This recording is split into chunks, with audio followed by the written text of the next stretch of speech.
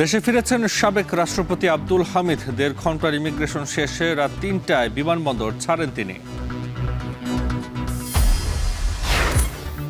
৪ দিনের সফরে আজ লন্ডন যাচ্ছেন প্রধান উপদেষ্টা ডক্টর ইউনূস। স্বাগত জানাতে প্রস্তুত প্রবাসী বাংলাদেশিরা। যুক্তরাজ্য প্রবাসীদের বিভিন্ন দাবি দেওয়া রয়েছে, সেগুলো প্রতি তিনি গুরুত্ব দিবেন। উনি যে পুরস্কারটা নিচ্ছেন এবং পাচ্ছেন, সেটার জন্য আমরা তো অবশ্যই খুবই গর্ব অনুভব করতে পারি। সাভার ট্যানারিতে ৪.৫ লাখ চামড়া সংগ্রহ। আর আসছে না নতুন ট্রাক। নাটোরের সরকারি লবণ বিক্রির অভিযোগ। চিংড়ি রপ্তানি খাতে মন্দা। উৎপাদন বাড়াতে চাষিদের সহজ শর্তে ঋণ, নিরবিচ্ছিন্ন বিদ্যুৎ সহ সঠিক পরিকল্পনার দাবি। এবং গাজা উপকূলে ত্রাণবাহী জাহাজ ব্যাটলিন দখল নিল ইসরায়েল। গ্রেটা থুনবার্গ, হলিউড অভিনেতা সহ ১২ জনকে অপহরণ।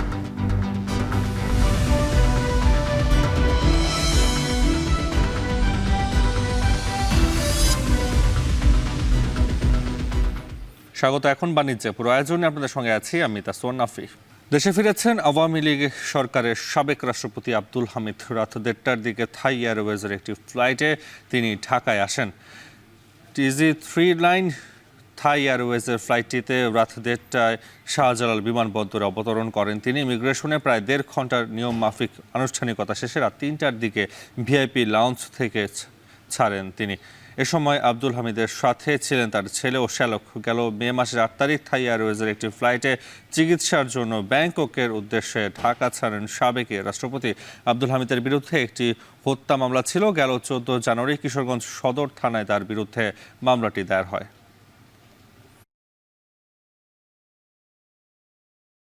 ৪ দিনের সরকারি সফরে আজ যুক্তরাজ্যে যাচ্ছেন প্রধান উপদেষ্টা ডক্টর ইউনূস। রাজা তৃতীয় চার্লসের কাছ থেকে সম্মাননা গ্রহণের পাশাপাশি এই সফরে ব্রিটিশ প্রধানমন্ত্রীর সঙ্গে বৈঠক করবেন অন্তর্বর্তী সরকার প্রধান। ডক্টর ইউনূসের সফরকে ঘিরে উচ্ছ্বসিত প্রবাসীরা। তাকে স্বাগত জানাতে চলছে প্রস্তুতি। যুক্তরাজ্য থেকে শরীফুল ইসলাম চৌধুরীর প্রতিবেদনে বিস্তারিত। অন্তর্বর্তী সরকারের ক্ষমতা নেয়ার ১০ মাস পর প্রথমবারের মতো যুক্তরাজ্য সফরে যাচ্ছেন প্রধান উপদেষ্টা ডক্টর মোহাম্মদ ইউনূস। তার সফর ঘিরে উচ্ছ্বসিত প্রবাসী বাংলাদেশিরা। দেশের পরিবর্তিত পরিস্থিতিতে প্রবাসীদের দীর্ঘদিনের দাবি আদায়ের সুযোগ এসেছে বলে মনে করছেন অনেকে। সিলেটের যেটা ওসমানী বিমানবন্দর যে প্রবলেমগুলো হয়, এইগুলা যেন আমরা প্রবলেম সলভগুলা করতাম পারি, এই দাবিগুলো আমরা তার উপরে রাখি। আমরা উনি লন্ডনে আসার পর লন্ডনের যুক্তরাজ্য প্রবাসীদের বিভিন্ন দাবি দেওয়া রয়েছে, সেগুলো প্রতি তিনি গুরুত্ব দিবেন এবং দাবি দেওয়া পূরণে তিনি অগ্রণী ভূমিকা পালন করবেন। প্রধান উপদেষ্টাকে স্বাগত জানাতে যুক্তরাজ্য জুড়ে নেওয়া হচ্ছে নানা প্রস্তুতি। চলছে সভা সমাবেশ। কমিউনিটি নেতারা মনে করছেন এই সফর বাংলাদেশের জন্য গর্বের ও গৌরবের।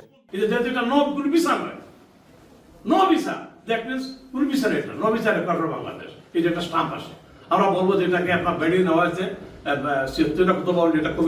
উনি যে পুরস্কারটা নিচ্ছেন এবং পাচ্ছেন, সেটার জন্য আমরা তো অবশ্যই খুবই গর্ব অনুভব করতে পারি। কিংয়ের সাথে আলাপ করবেন, প্রাইম মিনিস্টারের সাথে আলাপ করবেন, আমাদের কমিউনিটি ওনাকে সর্বাত্মকভাবে সাহায্য করবে এবং we are very proud of it. ৪ দিনের এই সফরে বাকিংহাম প্যালেসে ব্রিটিশ রাজা তৃতীয় চার্লসের সঙ্গে দেখা করবেন ডক্টর ইউনূস। এ সময় তিনি রাজার হাত থেকে নেবেন কিংস চার্লস হারমোনি অ্যাওয়ার্ড। সফরসূচি অনুযায়ী ১১ জুন ডক্টর ইউনূসের সঙ্গে দ্বিপাক্ষীয় বৈঠক করবেন ব্রিটিশ প্রধানমন্ত্রী sir Keir Starmer. Shariful Islam Chowdhury, এখন লন্ডন। নতুন চামড়া আসার পর ব্যস্ততা বেড়েছে সাভার চামড়া শিল্পনগরীতে। তবে কাঁচা চামড়া সংরক্ষণের যে লক্ষ্যমাত্রা ছিল তা পূরণ হয়নি বলে জানিয়েছেন ব্যবসায়ীরা। এ বিষয়ে সবশেষ পরিস্থিতি জানাতে সাভারের ট্যানারি থেকে যুক্ত হচ্ছেন হুমায়ুন কবির। হুমায়ুন, এখন পর্যন্ত কি পরিমাণ কাঁচা চামড়া সংরক্ষণ করা গেছে জানাবেন, আর দাম নিয়ে কি বলছেন ব্যবসায়ীরা? চামড়া শিল্প নগরীতে যে পরিমাণ লক্ষ্যমাত্রা হওয়ার কথা ছিল, সেই লক্ষ্যমাত্রা কিন্তু পূরণ হয়নি। ৫ লক্ষ চামড়া সংরক্ষণের যে লক্ষ্যমাত্রা সেটি থাকলেও কিন্তু এবার চামড়া সংরক্ষিত হয়েছে ৩,৭৯,৮৪১ পিস। তার মধ্যে ২০,২২৭টি ছাগলের চামড়া রয়েছে এবং চামড়ার যে দাম সেটি নিয়েও কিন্তু প্রশ্ন উঠেছে। এখানকার যারা ফড়িয়া রয়েছেন এবং যারা ছোট পাইকারি আড়তদার রয়েছেন তারা বলছেন যে এবছর চামড়ার তারা আসলে সরকার নির্ধারিত মূল্য যেটি বেঁধে দেওয়া হয়েছিল, ঢাকার যে চামড়া 1350 টাকা এবং ঢাকার বাইরের 1150 টাকা, সেই 1350 টাকা করে যে গরুর চামড়া বিক্রি করার কথা ছিল সেই দরে আসলে চামড়া বিক্রি করতে পারেনি তারা। ট্যানারি কর্তৃপক্ষ আসলে অনেক কম মূল্যে এখানে চামড়া কিনেছেন। আমরা দেখেছি 400 টাকা থেকে শুরু করে সর্বোচ্চ 900 টাকায় আসলে এই যে বিসিক চামড়া শিল্পনগরীর ট্যানারি রয়েছে সেখানে চামড়া বিক্রি হয়েছে, চামড়া কিনেছে এবং মালিক পক্ষের সাথে কথা হয়েছে। ট্যানারি মালিকরা বলছেন যে সরকার যেই নির্ধারিত মূল্য দেওয়া হয়েছে 1350 টাকা, সে মূল্যে আসলে তাদের পক্ষে চামড়া কেনা সম্ভব না। তারা বলছেন তাদের যেই গত বছরের যে সংরক্ষিত যেসব চামড়া ছিল সেগুলোও আসলে তারা এখনো বিক্রি করতে পারেনি, কারণ LWG সনদ না থাকার কারণে যে আন্তর্জাতিক বাজারে যে চামড়া বিক্রির একটা বিষয়ে ভালো দামে উচ্চ মূল্যে চামড়া বিক্রি সেটি কিন্তু তারা করতে পারছে না। চীনের যে সিন্ডিকেটের মধ্যেই কিন্তু তাদেরকে থাকতে হচ্ছে। চীনাদের কাছে এখানকার ট্যানারি মালিকরা বলছেন চীনের কাছে তারা চামড়া বিক্রি করছেন প্রতি বর্গফিট 50 থেকে 55 সেন্ট করে তারা চামড়া বিক্রি করছেন এবং তাদের যে চামড়া প্রক্রিয়ার যে খরচ সেটিও নাকি এর চাইতে বেশি হচ্ছে, সে কারণে তারা আসলে ওই মূল্যে চামড়া কিনতে পারছেন না। এবং এখানকার যে মাদ্রাসা, লিল্লা বোর্ডিং এবং এতিমখানায় যেসব চামড়া সংগ্রহ করে যারা এখানে নিয়ে এসেছিলেন তারাও কিন্তু যেই টাকা দিয়ে চামড়া কিনেছেন একটা লসের মধ্যে পড়েছেন, এমন কথাই কিন্তু তারা বলছেন। এবং তারা দাবি জানিয়েছেন যে চামড়ার যে সংশ্লিষ্ট যারা রয়েছেন তারা যেন এখানে আরো নজরদারি বাড়ায়। বিশেষ করে যে আমরা 10 দিন পর্যন্ত কিন্তু লবণযুক্ত চামড়া সেগুলি ঢাকার বাইরে থেকে 10 দিন পরে ঢুকবে এবং এই কয়েকদিনের মধ্যেও কিন্তু আমরা ঢাকার ভিতরে যেসব লবণযুক্ত চামড়া রয়েছে সেগুলো এই ট্যানারিতে ঢোকার কথা এবং সেসব চামড়া যাতে সরকার নির্ধারিত মূল্যে ট্যানারি মালিকরা ক্রয় করেন সেই লক্ষ্যে ব্যবস্থা নেওয়ার জন্য কিন্তু ফরিয়া এবং যারা চামড়া কিনেছেন মাদ্রাসা কর্তৃপক্ষ, লিল্লা বোর্ডিং কর্তৃপক্ষ তারা কিন্তু দাবি জানিয়েছেন। এছাড়া এই চামড়া শিল্পে এখন থেকে আর কোনো কাঁচা চামড়া সংরক্ষিত হবে না, তারা নতুন করে প্রস্তুতি নিচ্ছেন আগামী 10 দিন পর, মানে ঈদের থেকে 10 দিন পরে যে লবণযুক্ত চামড়া রয়েছে যেগুলো ঢাকার বাইরে থেকে যেসব চামড়া আসবেন সেগুলো সংরক্ষণের জন্য কিন্তু ট্যানারিগুলো প্রস্তুতি নিচ্ছেন। এ ছিল আমার কাছে চামড়া শিল্পনগরী থেকে চামড়া সংরক্ষণের সর্বশেষ তথ্য। নাফি। সাভারের ট্যানারি থেকে যুক্ত ছিলেন হুমায়ুন কবির। কোরবানির চামড়া যেন নষ্ট না হয় সেজন্য নাটোরে 2 শতাধিক মাদ্রাসায় সরকারিভাবে বিনামূল্যে বিতরণ করা হয় লবণ। এরপরও সময় মতো আড়তে চামড়া না আনায় নষ্ট হয়েছে চামড়া। অনেক প্রতিষ্ঠানের বিরুদ্ধেই বিনামূল্যের লবণ চামড়া সংরক্ষণে ব্যবহার না করে বিক্রির অভিযোগ উঠেছে। এই ঘটনায় তদন্ত করে ব্যবস্থা নেওয়ার আশ্বাস দিয়েছে স্থানীয় প্রশাসন। জাহিদুল ইসলাম সুমনের ক্যামেরায় মাহবুব হোসেনের তথ্যে ডেস্ক রিপোর্ট। নাটোর শহরের কান্দিভিটা এলাকার আল জামিয়াতুন নুরিয়া মাদ্রাসা 4.5 টন লবণ দিয়ে 450 চামড়া সংরক্ষণ করেছে প্রতিষ্ঠানটি। ভালো দামে চামড়া বিক্রির আশা তাদের। 2-3 দিনের মধ্যে চামড়া পানিগুলি কেটে যাবে, তখন আমরা চামড়াটা সংরক্ষণ করতে পারবো এবং ন্যায্য মূল্যে আমরা বিক্রি করতে পারবো বলে আশা করতেছি। তবে এমন উদ্যোগ মুষ্টিমেয়। অভিযোগ রয়েছে বেশিরভাগ মাদ্রাসা চামড়া সংরক্ষণ না করে বিক্রি করছে বরাদ্দ করা লবণ। ফলে ঈদের দ্বিতীয় দিন নাটোরের চকবৈদ্যনাথ আড়তে জমা হওয়া 5 শতাধিক কাঁচা চামড়ার বেশিরভাগই নষ্ট হয়ে যায়। যখন কাঁচা চামড়ার আগমনটা বেশি হয়, আমদানিটা বেশি হয়, তখন ক্রেতারা নিজেদেরকে একটু ঢিল দেয়, যার দরুন চামড়ার দামটা কমে যায়। গ্রামে গেলে তো বলছে 7টা ভাগই 150 টাকা কিন্তু 1050 টাকা কিনতে হয়েছে, বিক্রি হলো 500 টাকা। লবণ দেওয়া হয়নি, এখন ধরেন যে লবণ দিচ্ছি, ভালো থাকলে ভালো থাকবে, না থাকলে ফেলে দিতে হবে। এদিকে লবণ মাদ্রাসায় না দিয়ে ব্যবসায়ীদের দেওয়ার দাবি করেন অনেকে। সেই সাথে অভিযুক্ত মাদ্রাসাগুলোর বিরুদ্ধে শাস্তির দাবিও জানান তারা। লবণ যারা বিনামূল্যে সরকারের কাছ থেকে নিয়েছেন তারা যদি লবণ ব্যবহার যথাযথ না করে চামড়াটা আমাদের কাছে অসময়ে নিয়ে আসছেন, এর জন্য তারাই দায়ী এবং এটার জন্য সরকারের প্রতি আমার অনুরোধ হলো কার্যকর ব্যবস্থা নেওয়ার জন্য। মৌসুমী ও ফরিয়া ব্যবসায়ীদের পাশাপাশি 90% চামড়া সংগ্রহ করে মাদ্রাসাগুলো। সে কারণে কাঁচা চামড়া সংরক্ষণে জেলার 2 শতাধিক মাদ্রাসা ও লিল্লা বোর্ডিংয়ে বিনামূল্যে লবণ বিতরণ করেছে জেলা প্রশাসন। তবে যারা লবণ বিক্রি করেছে তদন্ত করে তাদের বিরুদ্ধে ব্যবস্থা নেওয়ার কথা জানায় স্থানীয় প্রশাসন। আমরা যখন বিতরণ করি তখন কিন্তু বারবার করে তাদেরকে বলেছি যে আপনারা লবণ সঠিকভাবে দিলে এই চামড়ার ন্যায্য মূল্য পাবেন। তো সেই ক্ষেত্রেও তারপরেও মাদ্রাসাগুলো হয়তোবা চিন্তা করেছে যে তারা তাৎক্ষণিকভাবে সেগুলো বিক্রি করে দিলে তাদের কাছ থেকে ঝামেলাটা চলে যায়। এরপরও আমরা যেহেতু ওদের কাছ থেকে প্রত্যয় নিয়েছি, তো সেই অনুযায়ী আমরা ব্যবস্থা গ্রহণ করব। নাটোরে গরুর চামড়ার লক্ষ্যমাত্রা ছিল 4 থেকে 5 লাখ পিস, কিন্তু এখন পর্যন্ত এসেছে মাত্র 25 থেকে 30 হাজার। খাসি ও বকরির চামড়াও লক্ষ্যমাত্রার তুলনায় অনেক কম। আগামী শুক্রবার থেকে লবণযুক্ত চামড়া কিনবেন ব্যবসায়ীরা। এখন নাটোর। ঈদের তৃতীয় দিনেও চট্টগ্রামে কোরবানির বর্জ্য অপসারণ করছে সিটি কর্পোরেশনের কর্মীরা। বিভিন্ন বড় বড় ডাস্টবিনে ময়লা পড়ে থাকতে দেখা গেছে। চট্টগ্রাম নগরীর বর্জ্য অপসারণে বিস্তারিত জানাতে এই মুহূর্তে যোগ দিচ্ছেন হুসাইন জিয়াদ। বর্জ্য অপসারণে ধীরগতি নিয়ে নগরবাসীর প্রতিক্রিয়া কি জানাবেন, আর সিটি কর্তৃপক্ষই বা কি বলছে এই বিষয়ে?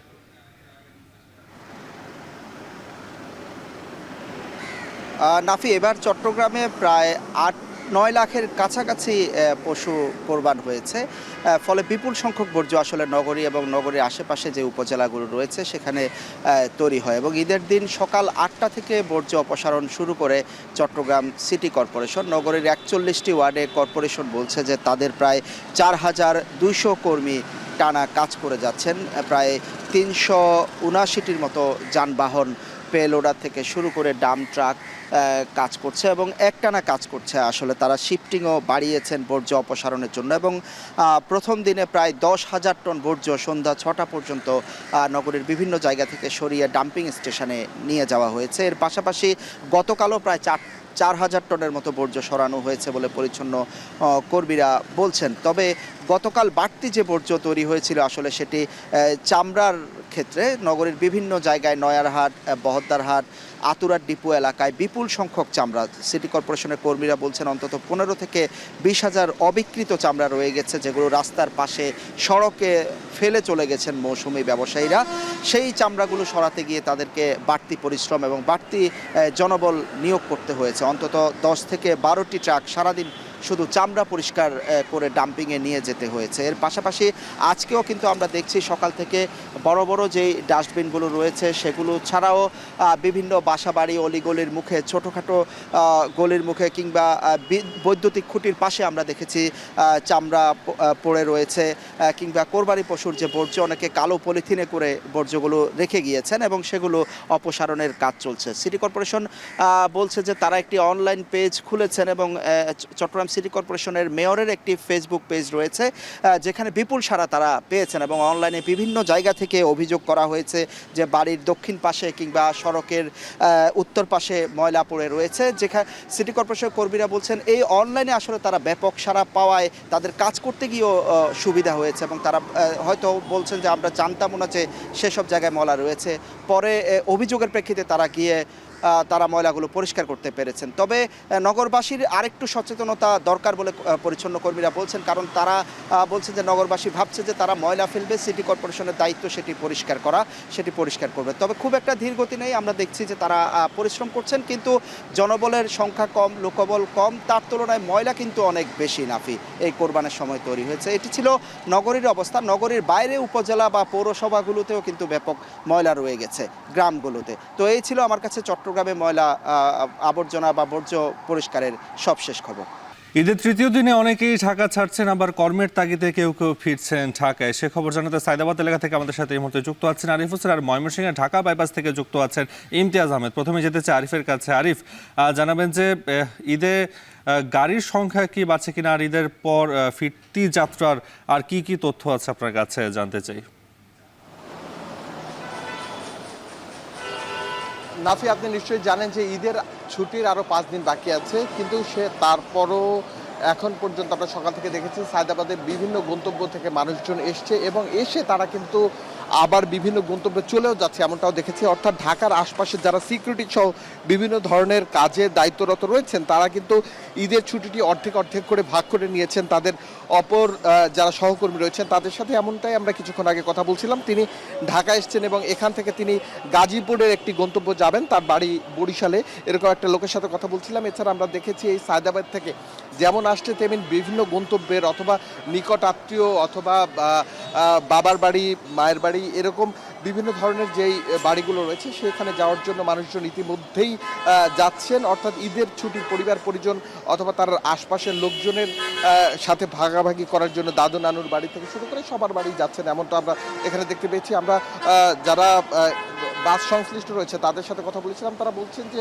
ঈদের সময় যেই চাপটা ছিল সেই চাপটা না থাকলেও কম বেশি কিছুটা চাপ কিন্তু এখন পর্যন্ত এই যে যাত্রাবাড়ি অঞ্চল অর্থাৎ সায়দাবাদের এখানে রয়েছে, এখানে অধিকাংশ গাড়ি মোটামুটি ভরে যাচ্ছে। তবে এখানে বাস ভাড়া নেওয়ার যে বিষয়টি সেটি কিন্তু একটু অতিরিক্ত নিচ্ছে এমনটা অভিযোগ করেছেন যাত্রীরা। যদিও এখন পর্যন্ত আমরা দেখেছি যেই পরিমাণ উপচে পড়া ভিড় সাধারণত ঢাকায় ফেরা মানুষের হয়ে থাকে তেমন চিত্র কিন্তু এখন পর্যন্ত নেই। তবুও ঢাকা থেকে বের হওয়া এবং ঢাকায় আসা মানুষের একটি বড় সংখ্যা আমরা দেখতে পেয়েছি। এখানে আইনশৃঙ্খলা রক্ষাকারী বাহিনীরা তারাও রয়েছেন কঠোর নজরদারিতে। আমরা তাদের সাথে কথা বলছিলাম, তারা বলছেন যে দূর দূরান্তে যদি কেউ যান অথবা ঈদ কেন্দ্রিক যেই ভ্রমণগুলো সেই ভ্রমণগুলোতে অপরিচিত মানুষের পাশে বসে তাদের দেয়া কোনো খাবার অথবা তাদের সাথে খুব একটা সখ্যতা না করার জন্যই তারা আমন্ত্রণ জানিয়েছেন। এছাড়া আমরা দেখেছি পুলিশের টহল টিমের পাশাপাশি গোয়েন্দা সংস্থার নজরদারিও রয়েছে। এছাড়া আর্মির কিছু টিমও বিভিন্ন জায়গায় টহল দিচ্ছেন। তবে অতিরিক্ত ভাড়া নেয়ার যে বিষয়টি সেটি এখন পর্যন্ত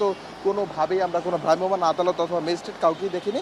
আমরা এখন পর্যন্ত সায়দাবাদে রয়েছি, এখানে আপনি দেখতে পাচ্ছেন বেশ কিছু গাড়ি এখনও দাঁড়িয়ে রয়েছে যারা বিভিন্ন গন্তব্যে যাওয়ার জন্য তারা এখানে অপেক্ষা করছেন এবং কেউ কেউ ছেড়ে যাচ্ছেন। সব কিছু মিলিয়ে বলা যায় একটি নিরাপদ যাত্রা ঘর ফেরা মানুষের এমনটা আমরা দেখতে পাচ্ছি। আবার ঢাকা ছেড়ে অনেক মানুষ তাদের বিভিন্ন গন্তব্যে চলে যাচ্ছেন, এটাও আমরা দেখতে পাচ্ছি। নাফি, সায়দাবাদ বাস টার্মিনাল থেকে আরিফ হোসেনের কাছ থেকে এবার যেতে চাই ময়মনসিংহে ঢাকা বাইপাস সড়কে, সেখানে ইমতিয়াজ আহমেদ। ইমতিয়াজ, মহাসড়কের যাত্রী এবং গাড়ির চাপ কেমন দেখছেন আর টিকিটের দাম নিয়ে কোনো অভিযোগ রয়েছে কিনা জানাবেন। নাফি, এবারের ঈদের ঘরমুখ মানুষের ঈদ যাত্রাটা কিন্তু খুব সুখকর ছিল না। বিশেষ করে ঢাকা টাঙ্গাইল মহাসড়ক এবং ঢাকা ময়মনসিংহ মহাসড়কে তীব্র যানজট ছিল এবং অনেক যাত্রী আছেন যারা আসলে টিকিট পাননি, যে যেভাবে পেরেছেন এসেছেন এবং অনেকে এই টিকিট না পাওয়া এই যানজটের কারণে কিন্তু ভোগান্তির কারণে কিন্তু অনেকে ঢাকা থেকে আসেননি, আবার অনেকের ঈদে ছুটি পাননি বলে আসেনি। কিন্তু আমরা এখন দেখছি ঢাকা ময়মনসিংহ মহাসড়কে প্রচুর যানবাহনের চাপ এবং এখনও যেভাবে পারছে আসলে আবার স্বজনদের সঙ্গে ঈদ করার জন্য বাড়ি ফিরছে। আমরা দেখতে পাচ্ছি যে ট্রাকে করে একেবারে শিশু থেকে শুরু করে নারী সব বয়সী মানুষরাই কিন্তু এখনও দেখতে পাচ্ছি যে একেবারে নারীর টানে নিরে ফিরছে মানুষ, প্রাইভেট কারে করে, হায়াস গাড়িগুলো করতে, মাইক্রোতে করে, অটোতে করে এবং বিভিন্ন যে গাড়িগুলো ছেড়ে আসছে ঢাকা থেকে নেত্রকোনা, শেরপুর, জামালপুর থেকে শুরু করে টাঙ্গাইল এবং উত্তরবঙ্গের অনেক গাড়িও এখান দিয়ে চলাফেরা করে। সেই প্রত্যেকটি গাড়িতেই কিন্তু আমরা দেখতে পাচ্ছি যে যাত্রী সমাগম রয়েছে এবং যদিও দাঁড়িয়ে যাত্রী নেই এবং যাত্রীরা যেটা বলছেন যে খুব তীব্র যানজট না থাকলেও হাউস বিল্ডিং এবং আবদুল্লাপুর ওদিকে সেই অঞ্চলগুলোতে কিছুটা যানজট থাকলেও পরবর্তীতে আসলে গাজীপুরের পর থেকে কোনো যানজট নেই। বেশি ভাড়া এখনো পর্যন্ত নেওয়ার অভিযোগ আমরা পাইনি, কিন্তু মহাসড়কে আসলে যানজট বাড়ছে। আবার অনেকেই আর রয়েছেন যে আসলে আত্মীয় স্বজন বাড়িতে বেড়াতে আসছেন, অনেকে শহর থেকে বা বিভিন্ন উপজেলায় যাচ্ছেন, ভালুকা থেকে শহরে আসছেন, আবার গাজীপুর থেকে ময়মনসিংহে বিভিন্ন আত্মীয় স্বজনের বাড়িতে বেড়াতে আসছেন। এই মানুষগুলোর চাপ কিন্তু বাড়ছে এবং এই ট্রাফিক ব্যবস্থা নিয়ন্ত্রণের জন্য পুলিশ এবং বিভিন্ন গুরুত্বপূর্ণ পয়েন্টগুলোতে সেনাবাহিনী, র্যাব থেকে শুরু করে বিভিন্ন আইন শৃঙ্খলা বাহিনী কিন্তু কাজ করছেন যাতে ঈদে অন্ততপক্ষে নির্বিঘ্নে তাদের যে কর্মস্থলে ফেরা সেটা যেন স্বাভাবিক হয়। অনেকে আবার যানজটের কবল থেকে বাঁচার জন্য একটু আগে ভাগে আবার ঢাকার দিকে রওনা করছে। সুতরাং আমরা দেখতে পাচ্ছি যে বিভিন্ন গাড়িগুলো রয়েছে, প্রাইভেট কার, মাইক্রো থেকে শুরু করে সিএনজি, বিভিন্ন গাড়ির চাপ কিন্তু এই ঢাকা ময়মনসিংহ বাইপাস মহাসড়কে কিন্তু বাড়ছে এবং প্রতিনিয়তই এই জামটি যেহেতু তীব্র যানজট না হলেও কিন্তু এই যেহেতু একটি গুরুত্বপূর্ণ মোড়, এদিক দিয়ে একদিকে নেত্রকোনা, শেরপুর এবং কিশোরগঞ্জের রাস্তাটি চলে গেছে এবং অন্যদিকে টাঙ্গাইল, জামালপুর হয়ে বগুড়া এবং রংপুরের দিকে একটি রাস্তা চলে গেছে। সুতরাং উত্তরবঙ্গের গাড়িগুলো সেদিক দিয়ে চলাচল করছে এবং আমরা দেখতে পাচ্ছি যে এখনও কিন্তু মোটর সাইকেলে করে বিভিন্ন যানবাহনে করে আসলে মানুষ কিন্তু এখনও কিন্তু ঈদে বাড়ি ফিরছেন এবং অনেকের সঙ্গে কথা হচ্ছিল যারা আসলে ঈদের ছুটি পাননি তারা কিন্তু এখন বাড়ি ফেরার চেষ্টা করছে। সব মিলিয়ে বলা যায় যে আমরা যেটা দেখতে পাচ্ছি যে এখনও কিন্তু মানুষ ফিরছে এবং ঢাকা ময়মনসিংহ মহাসড়কে বেশ যাত্রী এবং যানবাহনের চাপটাও কিন্তু আমরা দেখতে পাচ্ছি। সব মিলিয়ে এই ছিল ময়মনসিংহ মহাসড়ক থেকে সর্বশেষ খবর আমার কাছে। ভারতসহ বিভিন্ন দেশে করোনা সংক্রমণ বাড়ায় দেশের সব স্থলবন্দর ও বিমানবন্দরে স্বাস্থ্য সুরক্ষা বিধি মানার পদক্ষেপ নেওয়া হয়েছে। চট্টগ্রামের শাহ আমানত বিমানবন্দরে থার্মাল স্ক্যানারের মাধ্যমে যাত্রীদের তাপমাত্রা, পরিমাণ ও মাস্ক ব্যবহারের নির্দেশ দেওয়া হয়েছে বাড়তি সতর্কতা। স্বাস্থ্য অধিদপ্তরের নির্দেশনা অনুযায়ী গেল রোববার থেকে বিমানবন্দর, ইমিগ্রেশন ও স্বাস্থ্য ডেস্কের সার্ভিলেন্স বাড়ানো হয়। বিমানবন্দর কর্তৃপক্ষ জানায় আওতায় ইমিগ্রেশন প্রবেশস্থলে হেলথ স্ক্রিনিং ইকুইপমেন্ট বসানো হয়েছে। এছাড়া থার্মাল স্ক্যানারের মাধ্যমে নন টাচ পদ্ধতিতে আগত যাত্রীদের তাপমাত্রা নির্ণয় করবে মেডিকেল টিম। বিমানবন্দরের স্বাস্থ্যকর্মীদের জন্য জরুরি ভিত্তিতে পর্যাপ্ত মাস্ক ও গ্লোভস মজুদের ব্যবস্থা নেওয়া হয়েছে।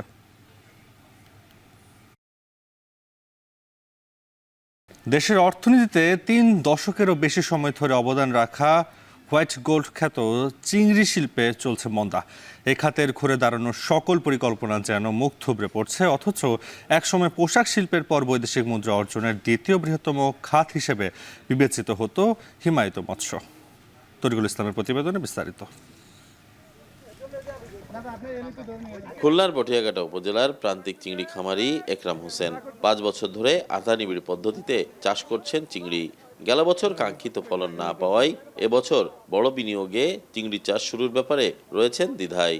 বাংলাদেশে এসপিএফ হ্যাচারি 3টা, তার ভিতরে একটা চালু আছে, বাকি 2টা আমাদেরকে এসপিএফ পোনা দিচ্ছে না, যার কারণে আমরা খুবই হতাশার মধ্যে আছি। সাথে আমাদের নদীও সমস্যা, ঠিকমতো লবণ পানি পাচ্ছি না। একরাম হোসেনের মতো একই উপজেলার পঞ্চানন ও মালতী দম্পতি আধা নিবিড় চিংড়ি চাষ করছেন 1 দশক ধরে। তারাও ভুগছেন নানা প্রতিবন্ধকতায়। সর্বশেষ মৌসুমে দুজনের পৃথক ঘিরে মড়ক লেগে পুঁজি হারিয়েছেন অন্তত 10 লাখ টাকা। নদী খাল ভরাট ও দখল, পানি ও পোনা না পাওয়া, পুঁজি সংকট, ভাইরাস ও দাবদাহে মড়কের কারণে এই দম্পতির মতো অনেকেই ছেড়ে দিয়েছেন চাষ। 5 বছরে ঘেরের পরিমাণ কমেছে প্রায় 5000 হেক্টর। 1 লাখ বাচ্চা দিয়ে 24 মণ মাছ পাইছি, 70,000 মাছ দিয়ে 12 মণ মাছ পাইছি। এতে তো টিকে থাকা যায় না। কারেন্টের সমস্যা দেখা দিয়েছে, তারপরে নদীগুলো বড় হয়ে গেছে, পানিরও সমস্যা। তাতে করে আমাদের এই চাষ করতে গেলে সরকার যদি এদিকে তদারক না করে তাতে আমার খুবই সমস্যার মধ্যে আছি আমরা। উৎপাদন কমায় বড় প্রভাব পড়েছে রপ্তানি বাজারে। গত 10 বছরে খুলনা অঞ্চলে চিংড়ি রপ্তানিকারক প্রতিষ্ঠান কমেছে 1/2 শতাধিক। অথচ একসময় চিংড়ি চাষ হতো এই অঞ্চলের সর্বত্র। উৎপাদন কমে যাওয়ায় কমেছে রপ্তানি আয়ও। ঘের মালিক ও চাষিদের মতে রপ্তানিযোগ্য চিংড়ি উৎপাদন বাড়াতে হলে আধুনিক পদ্ধতি অনুসরণ করতে হবে। এক্ষেত্রে সবচেয়ে ভালো আধা নিবিড় পদ্ধতি, আর বেনামি চাষ পদ্ধতি এখনও নিরীক্ষণ পর্যায়ে থাকায় তা অনুসরণ করা সময় সাপেক্ষ। হেক্টর প্রতি যে পরিমাণের এর প্রোডাকশন, সেক্ষেত্রে আপনাকে এটা করতে গেলে অবশ্য আধা নিবিড় বা সেমি ইন্টেনসিভে আসতে হবে এবং যত এর পদ্ধতি এটা আপনাকে অনুসরণ করতে হবে। মেডিসিন এবং প্রপার ওয়েতে করলে, ফিডিংটা করলে লস হয় না বলে আমি মনে করি। মেডিসিনগুলো টাইমলি দেওয়া লাগবে, খাবার আছে, খাবারগুলো টাইমলি দেওয়া লাগবে, আবার এরোশন আছে, এগুলো টাইমলি চালানো লাগবে। এদিকে রপ্তানিকারকরা বলছেন উৎপাদন বাড়াতে চাষিদের সহজ শর্তে ঋণ প্রদান, নিরবিচ্ছিন্ন বিদ্যুৎ সরবরাহ সহ সঠিক পরিকল্পনা প্রণয়ন করতে পারলে উৎপাদন বৃদ্ধি করা সম্ভব। এখানে ইলেকট্রিসিটির ব্যবহার হয় অনেক। আমাদের এখানে চিংড়ি চাষিদের ইলেকট্রিসিটির ব্যাপারে কোনো ছাড় নাই। সুদের ব্যাপারে ব্যাংক থেকে ঋণ নিয়ে যে সুদ প্রদান করা হয় তার ব্যাপারে কোনো ছাড় নাই। এসব কারণে প্রোডাকশন কস্ট বেড়ে যাচ্ছে। আমাদের তো মূলত টার্গেট থাকে রপ্তানি। তা আন্তর্জাতিক বাজারে আমরা গিয়ে কম্পিটিশন অন্যান্য দেশের সাথে পেরে উঠি না, উৎপাদন খরচ বেড়ে যায়। চিংড়ির উৎপাদন বাড়াতে নানা উদ্যোগ গ্রহণ করা হয়েছে। Sustainable coastal and marine fisheries প্রকল্পের আওতায় অল্প খরচে বেশি উৎপাদনের প্রকল্প হাতে নেওয়ার কথা জানিয়েছেন কৃষি বিভাগ। Sustainable coastal and marine fisheries প্রকল্পের আওতায় আমরা যে প্রযুক্তির মাধ্যমে চিংড়ি চাষ করছি, সেইখানে জলাশয়ের গভীরতা, ঘেরের গভীরতা বাড়ানো, 4 থেকে 5 ফিট করা এবং বায়োসিকিউরিটি সহ খাবার যে ব্যবস্থাপনা, এগুলোতে চিংড়ির বৃদ্ধি, উৎপাদন প্রায় 4 থেকে 5 গুণ বেড়েছে। মৎস্য বিভাগের তথ্য অনুযায়ী খুলনার 9 উপজেলায় 2018-19 অর্থবছরে মিঠা ও লবণ পানি মিলিয়ে চিংড়ি ঘের ছিল 56,186 হেক্টর জমিতে। চলতি অর্থবছরে সেই ঘেরের পরিমাণ কমে দাঁড়িয়েছে 51,399 হেক্টরে। এই সময়ের ব্যবধানে উৎপাদন কমেছে 3,752 টন। সঠিক পরিকল্পনার অভাবে দেশের সাদাসোনা খ্যাত চিংড়ি খাত এখন ধ্বংসের মুখে। কোটি কোটি টাকা বৈদেশিক মুদ্রা অর্জনকারী এ খাতকে ফিরিয়ে আনতে গেলে প্রয়োজন মাঠ পর্যায়ের সঠিক তদারকি। তরিকুল ইসলাম, এখন খুলনা। জলবায়ু পরিবর্তনের প্রভাবে প্রতি বছরই শুষ্ক হয়ে উঠেছে বরেন্দ্র অঞ্চল। গ্রীষ্ম বৃষ্টির দেখা মেলে না, কিন্তু প্রাণ প্রকৃতির জন্য দরকার সবুজায়ন। বর্ষা মৌসুমকে সামনে রেখে সবুজ বনায়ন সৃষ্টিতে যুক্ত হয়েছে চাঁপাইনবাবগঞ্জের একটি সংগঠন। প্রতিটি আম গাছ লাগালেই কৃষক পাচ্ছেন 40 টাকা পর্যন্ত নগদ অর্থ প্রণোদনা। এতে গাছ লাগাতে আগ্রহী হচ্ছেন শত শত কৃষক। বেসরকারি প্রতিষ্ঠানের এমন উদ্যোগকে স্বাগত জানিয়েছেন জেলার সাধারণ মানুষ। সোহান মাহমুদের পাঠানো তথ্য ছবি নিয়ে প্রতিবেদন।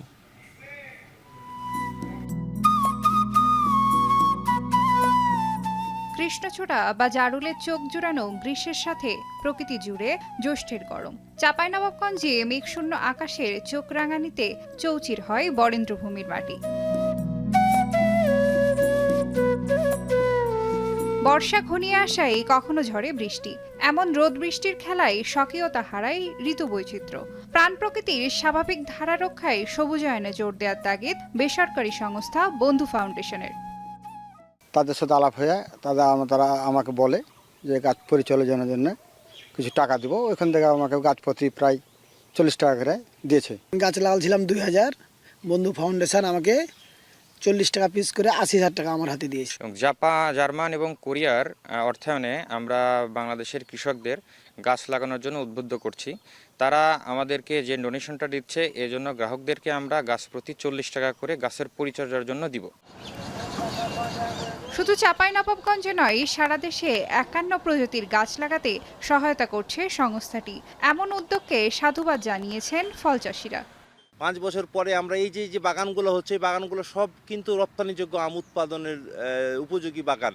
তো এই বাগান হলে আমার দেশ প্রচুর পরিমাণে বৈদেশিক মুদ্রা অর্জন করতে সক্ষম হবে।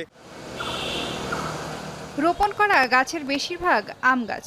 এতে আগামীতে জেলায় বাড়বে আমের উৎপাদন, হবে রপ্তানি, ভূমিকা রাখবে সবুজায়নেও। এমনটাই বলছেন কৃষি ও পরিবেশ বিশেষজ্ঞরা। যে কোনো প্রতিষ্ঠানে যদি এখানে গাছ লাগানো মাধ্যমে এটা মানুষকে উদ্বুদ্ধ করে গাছ লাগায়, তাহলে এটা জলবায়ু আমাদের যে বিরূপ প্রভাব থেকে যেমন রক্ষা পাবে, ঠিক একইভাবে এটা ফলজ বা যে উৎপাদনশীল যদি হয়, সেটা আমাদের অর্থনীতিতে একটা গুরুত্বপূর্ণ ভূমিকা রাখবে। কৃষকদের মাঝে বা বিভিন্ন জনকে গাছ বিতরণ করা হচ্ছে বা এটা, সেক্ষেত্রে আমি তাদেরকে সাধুবাদ জানাই। কারণ হচ্ছে গাছ পরিবেশের জন্য এবং জলবায়ু ও তাপমাত্রা নিয়ন্ত্রণের ক্ষেত্রে অপরিসীম ভূমিকা রাখে। চাঁপাইনবাবগঞ্জে গত 3 বছরে প্রায় 1,30,000 গাছ লাগাতে অর্থ সহায়তা দিয়েছে এই বেসরকারি সংস্থাটি। অন্যদিকে আরও 2 লাখের বেশি বৃক্ষরোপণ করে অর্থ সহায়তার জন্য আবেদন করেছেন এখানকার 329 জন চাষি, যাদের পর্যায়ক্রমে দেয়া হবে এসব অর্থ। সারা দেশে অন্তত 1 কোটির বেশি বৃক্ষরোপণ করতে চান এই সংস্থাটি। এখন চাঁপাইনবাবগঞ্জ। এবার আন্তর্জাতিক। গাজায় মানবিক সহায়তা বহনকারী ফ্রিডম ফ্লোটিয়ার ম্যাটলিন জাহাজটি দখলে নিয়েছে ইসরায়েল। জাহাজটি আন্তর্জাতিক জলসীমায় পৌঁছানোর পর এতে চড়ে বসে ইসরায়েলি নৌসেনারা। সব আরোহীদের ফোন কেড়ে নিয়ে ফেলে দেওয়া হয় সমুদ্রে। এরপরই বিচ্ছিন্ন হয়ে যায় সব ধরনের যোগাযোগ ব্যবস্থা। জাহাজটিতে জলবায়ু কর্মী গ্রেটা থুনবার্গ সহ 12 জন সদস্য আছেন। তাদের সবাইকে অপহরণ করা হয়েছে বলে ধারণা করা হচ্ছে। ইসরায়েলি সেনারা জাহাজটি দখলে নেওয়ার আগে এক ভিডিও বার্তায় অপহরণের কথা জানান থুনবার্গ। অনাহারে থাকা ফিলিস্তিনিদের জন্য মানবিক সহায়তা নিয়ে গাজার দিকে যাচ্ছিল জাহাজটি। কোন অবস্থাতেই জাহাজটিতে গাজায় আসতে দেয়া হবে না বলে হুঁশিয়ারি জানিয়েছিলেন ইসরায়েলি প্রতিরক্ষা মন্ত্রী। তাদের অভিযোগ, এই জাহাজে করে সহায়তার আড়ালে হামাসকে অস্ত্র সরবরাহ করা হবে। টানা তৃতীয় দিনের মতো অভিবাসন বিরোধী অভিযানের বিরুদ্ধে বিক্ষোভে উত্তাল যুক্তরাষ্ট্রের লস অ্যাঞ্জেলেস শহর। মহাসড়ক অবরোধ করে ভাঙচুর ও অগ্নিসংযোগ করেছে বিক্ষোভকারীরা। তাদের দমাতে মাঠে নেমেছে পুলিশের পাশাপাশি মার্কিন সেনা। ট্রাম্পের দাবি, শহরের আইনশৃঙ্খলা রক্ষায় সেনা মোতায়েন করা হয়েছে। এটিকে জঘন্য ঘটনা বলছেন লস অ্যাঞ্জেলেসের মেয়র। বিস্তারিত জানাচ্ছেন তানভীর জনি।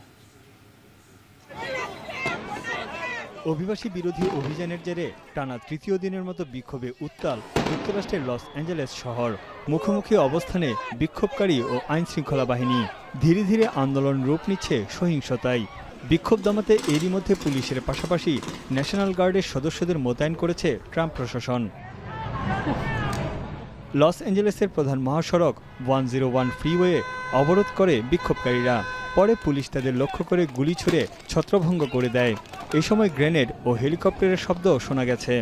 ঘটনাস্থল থেকে আটক করা হয় বেশ কয়েকজন আন্দোলনকারীকে। বিক্ষোভ সহিংসতায় রূপ নিয়ে ক্যালিফোর্নিয়ার বিভিন্ন শহরে ছড়িয়ে পড়েছে। এক পর্যায়ে আন্দোলনকারীরা বেশ কয়েকটি গাড়িতে আগুন ধরিয়ে দেয় এবং ভাঙচুর চালায়। দুই পক্ষের পাল্টাপাল্টি হামলায় আহত হন বেশ কয়েকজন। বিক্ষোভকারীরা সড়কে আগুন ধরিয়ে পুলিশের গাড়িতে ভাঙচুর চালায়। এমন অবস্থায় বিক্ষোভ দমাতে এবং শান্তি ফেরাতে সেনা মোতায়েনের বিকল্প নেই বলে জানান মার্কিন প্রেসিডেন্ট ডোনাল্ড ট্রাম্প। তিনি বলেন, বিক্ষোভকারীদের জবাব দিচ্ছে আইন শৃঙ্খলা বাহিনী।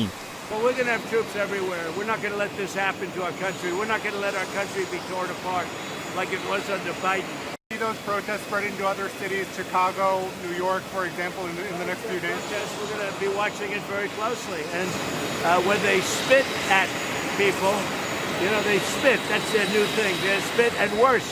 লস অ্যাঞ্জেলেসে সেনা মোতায়েনের ঘটনাকে জঘন্য ও বেআইনি বলে নিন্দা জানিয়েছেন শহরের ডেমোক্রেটিক মেয়র কারেন বাস। ট্রাম্পের বিরুদ্ধে আন্দোলনকে উস্কে দেওয়ার অভিযোগ করেন তিনি। What we're seeing in LA is chaos caused by the administration. People should exercise their right to protest. That's their First Amendment right. But people should also exercise that right peacefully. We do not want to play into the administration's hands. We're working with officials. We're organizing resources. White হাউসের মসনদে বসে শুরুর দিকে বিতর্কিত সব পদক্ষেপ নিয়েও চমক দেখাচ্ছিলেন ট্রাম্প। সম্প্রতি এই ইস্যুগুলো বুমেরাং হয়ে আসছে ট্রাম্পের জন্য। তানভীর জনি, এখন বিশ্ব। 7.5% মূল্যস্ফীতি এবং 4.2% জিডিপি প্রবৃদ্ধির লক্ষ্য নিয়ে 10 জুন বাজেট ঘোষণা করতে যাচ্ছে পাকিস্তান। আইএমএফের অর্থশত শর্তের কারণে 2025-26 অর্থ বছরের বাজেটে নিত্যপণ্যের দাম কমার সম্ভাবনা নেই, যদিও প্রতিরক্ষা খাতে বরাদ্দ বাড়তে পারে 18%। নাফি আরমান মন্ননের প্রতিবেদনে বিস্তারিত। পাকিস্তান ও আইএমএফ দুটো শব্দ যেন অঙ্গাঙ্গিভাবে জড়িত।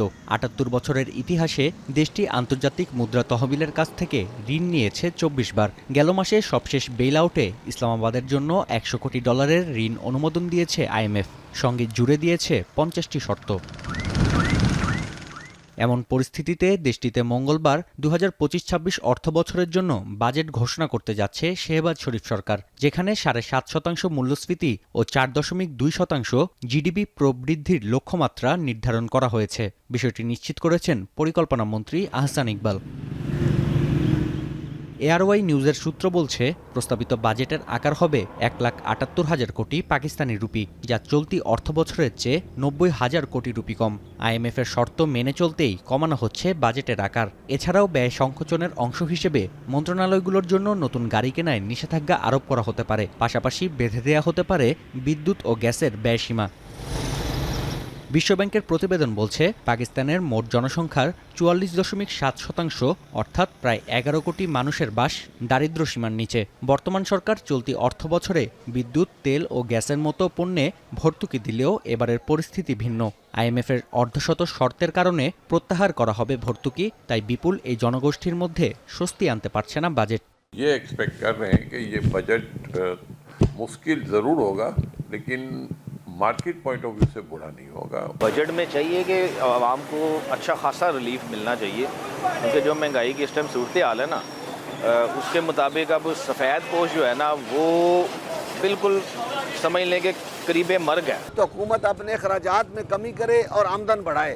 जब तक ये आमदन नहीं बढ़ाएगी, अखराजात ही करती रहेगी, कर्जे लेकर अखराजात करेंगे, उन्हीं का खून निचोड़ेंगे जो टैक्स दे रहे हैं। এদিকে বেশ কয়েকটি আন্তর্জাতিক গণমাধ্যমের তথ্য বলছে, প্রতিরক্ষা খাতে বরাদ্দ 18% বাড়িয়ে 2.5 লাখ কোটি রুপি করা হতে পারে। নাফি আরমান মনন, এখন বিশ্ব। এবারে খেলার প্রসঙ্গ।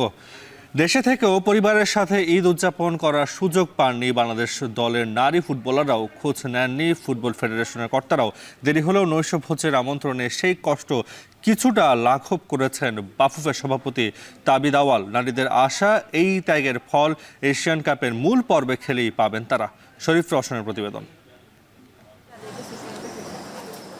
কেউ ছবি তুলছেন, কেউ আবার তুলে দিচ্ছেন সতীর্থের।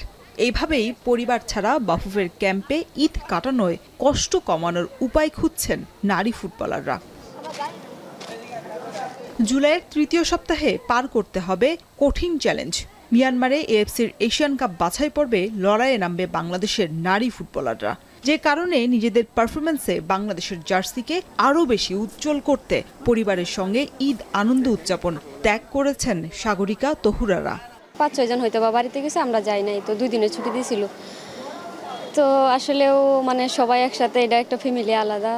এমনিতে হচ্ছে মায়ের হাতের রান্না অনেক মিস করি, তো মায়ের হাতের যে কোনো খাবারই অনেক ভালো লাগে সবারই এটা। তো স্পেশালি আমি বলবো যে আসলে মানে ফ্যামিলির মানুষ অনেক মিস করছি। আর আমি তো মিস করছি, বাসায় গেলে অনেকজনের কাছে সালাম দিয়ে টাকা পাইতাম, আর এখানে তো সেটা হয় নাই। বাফুফেতে একা একাই ঈদের দিন কাটিয়েছেন নারী ফুটবলাররা। বাফুফের কোনো কর্মকর্তা তো নয়, এমনকি দেখা করতে আসেননি নারীদের দায়িত্বে থাকা মাহফুজা আক্তার কিরণও। তবে সব কষ্টই যেন চাপা পড়েছে ঈদের দ্বিতীয় দিন বাফুফে বসের নৈশভোজের আমন্ত্রণে। ডিনার পার্টিটা দেওয়াতে আমরা মানে অনেক আনন্দিত, খুশি, কারণ যেহেতু অনেকে বাবা মা ছাড়া এখানে ঈদ করতেছে, সবাই মিলে করব, একসাথে খাবো। বাসাটা তো অন্যরকম, তাই না? যেখানেই থাকি, বাহিরে যত দূরেই থাকি, বাবা মা ছাড়া তো হচ্ছে এতটা আনন্দ কোথাও পাওয়া যায় না। আমাদের প্রেসিডেন্ট আমাদের জন্য জামার ব্যবস্থা করেছে এবং সেটা পেয়ে আমরা খুবই আনন্দিত। এই ত্যাগের সার্থকতা তখনই আসবে যখন এশিয়ান কাপ বাছাই পর্বে চ্যালেঞ্জ পেরিয়ে মূল পর্বে খেলার কৃতিত্ব অর্জন করবে, এমনটাই বলছেন প্রমিলা ফুটবলাররা। শরীফ রওশন, এখন, ঢাকা।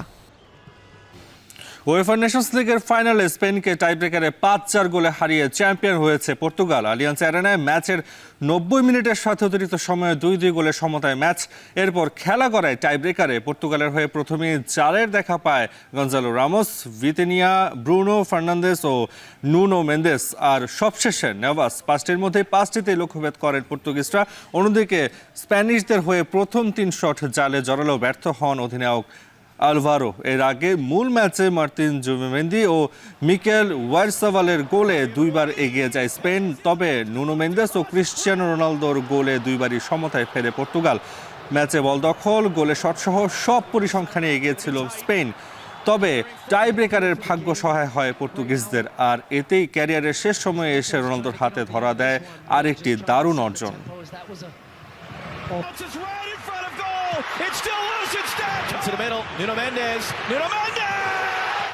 শেষ করবো এখন বাণিজ্য, তার আগে শিরোনামগুলো জানাবো আরও একবার।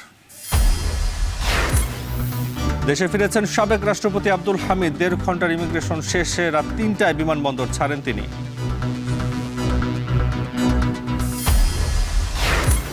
চার দিনের সফরে আজ লন্ডন যাচ্ছেন প্রধান উপদেষ্টা ডক্টর ইউনূস। স্বাগত জানাতে প্রস্তুত প্রবাসী বাংলাদেশিরা। যুক্তরাজ্য প্রবাসীদের বিভিন্ন দাবি দেওয়া রয়েছে, সেগুলো প্রতি তিনি গুরুত্ব দিবেন। উনি যে পুরস্কারটা নিচ্ছেন এবং পাচ্ছেন, সেটার জন্য আমরা তো অবশ্যই খুবই গর্ব অনুভব করতে পারি। সাভার ট্যানারিতে 4.25 লাখ চামড়া সংগ্রহ। আসছে না নতুন ট্রাক। নাটোরে সরকারি লবণ বিক্রির অভিযোগ।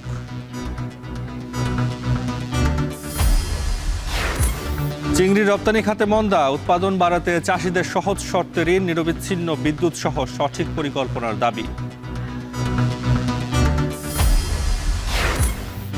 এবং গাজা উপকূলে ত্রাণবাহী জাহাজ মেডলিন দখল নিল ইসরায়েল। গ্রেটা থুনবার্গ, হলিউড অভিনেতা সহ 12 জনকে অপহরণ। শেষ করছে এখন বাণিজ্য। এখন টেলিভিশন ওয়েবসাইটে দেখতে ভিজিট করুন www.ekhon.tv। এছাড়া ফেসবুকে দেখতে ভিজিট করুন facebook.com/tv.ekhon। ইউটিউবে দেখতে ভিজিট করুন youtube.com/ekhon tv।